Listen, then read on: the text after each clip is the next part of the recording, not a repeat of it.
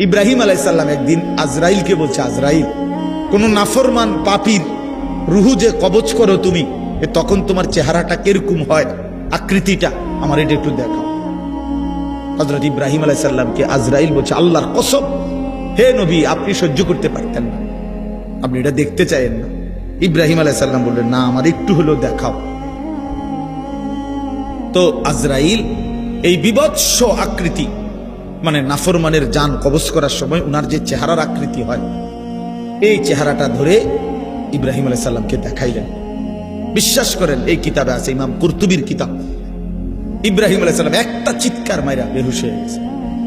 হুঁশ আসার পরে ইব্রাহিম আলাইহিস সালাম বললেন, আল্লাহর কসম, আয় আল্লাহ, মালিক আপনার কসম, কবরের আযাব, জাহান্নামের আযাব কোন নাফরমানের জন্য কিছুই লাগবে না, শুধু আজরাইলের এই ভয়ানক দৃশ্য জান কবজের সময় একবার দেখলেই তার সারা জিন্দেগীর নাফরমানির শাস্তির জন্য এটাই যথেষ্ট।